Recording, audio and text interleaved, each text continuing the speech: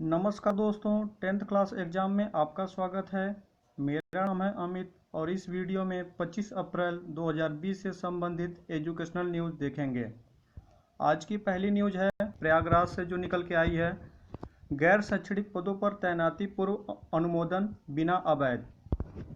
इसको देखते हैं। इलाहाबाद हाईकोर्ट ने शुक्रवार को एक निर्णय में कहा है कि शिक्षण संस्थानों में गैर शैक्षणिक पदों पर नियुक्ति जिला विद्यालय निरीक्षक के पूर्व अनुमोदन के बाद ही की जा सकती।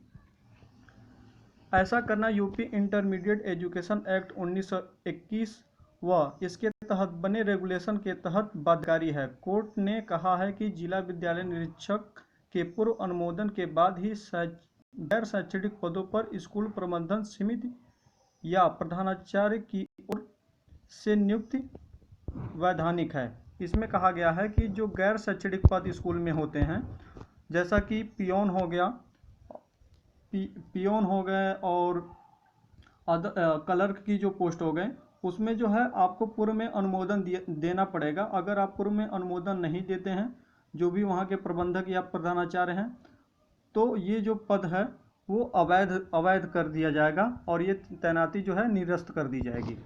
अगली न्यूज़ है जो कि लखनऊ से निकल के आई है। शिक्षकों ने तैयार किए 93,652 ई कंटेंट।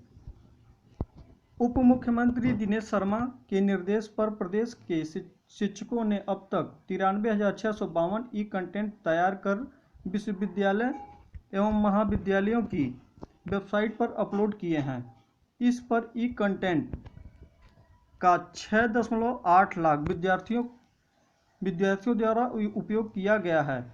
यह जानकारी प्रमुख सचिव उच्च शिक्षा मोनिका एस गर्ग ने दी है।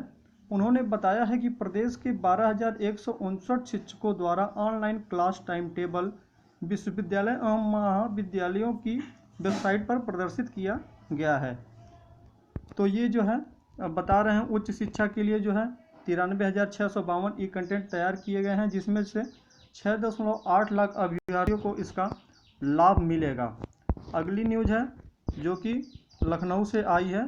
जैसा कि मैंने कल बताया था, शिक्षकों को 5 लाख का ग्रुप टर्म इंश्योरेंस। राज्य सरकार जो है वो प्राइमरी शिक्षकों को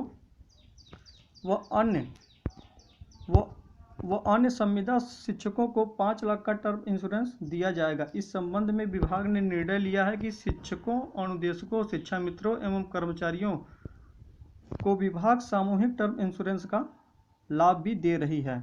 यह जो है भारतीय जीवन बीमा निगम से करवाया जाएगा और इसमें काम कर रहे 6 लाख से ज़्यादा शिक्षकों व शिक्षणेतर कर्मचारियों को फ़ायदा होगा। अगली न्यूज़ जो है आपकी लखनऊ से निकल के आई है। पैटर्न समझने के लिए 11वीं और 12वीं की किताबों का अध्ययन करें। ये न्यूज़ स्पेशली जो है जो प्रतियोगी परीक्षाओं की तैयारी कर रहे छात्रों के लिए है। देश के टॉप इंजीनियरिंग और मेडिकल संस्थानों में प्रवेश की तैयारी में जुटे छात्र छात्राओं की हेल्प शुरू होने से पहले ही दिन विशेषज्ञों से कई सवाल पूछे। तो उसमें कई सारे हिंदुस्तान के जो विशेषज्ञ हैं उनसे सवाल पूछा गया है उसमें तैयारी को लेकर के। उन्होंने बोला है कि अगर आप प्रतियोगी परीक्षाओं की तैयारी कर रहे हैं तो 11 और 12वीं की किताबों को अच्छे से पढ़ें। लॉकडाउन को लेकर छात्र तनाव में न आए। AICTE भी प्रवेश की अंतिम तिथि 15 अगस्त से बढ़ाकर के 15 या 30 सितंबर करने पर विचार कर रही है।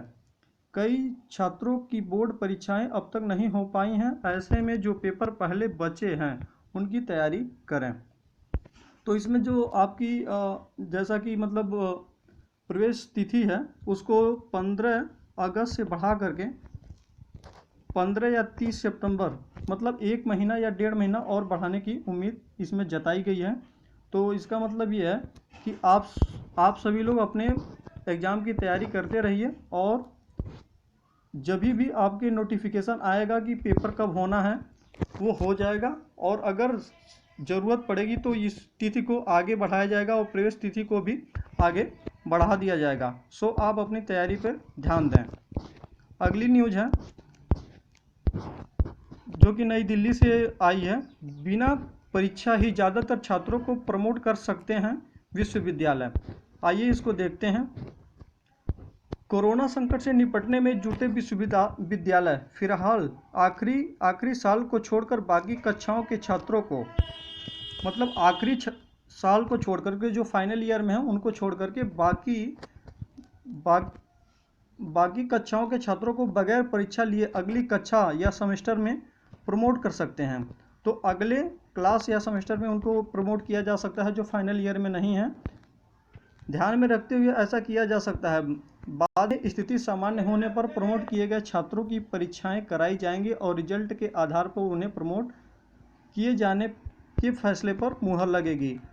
मतलब कोरोना वायरस अगर ख़त्म हो जाता है उसके बाद जो है उनकी दोबारा परीक्षाएं कराई जाएंगी। जो प्रमोट किए गए छात्र हैं उसके बाद जो है उनको फर्स्ट सेकंड या जो भी कैटेगरी होगी वो उनको दिया जाएगा।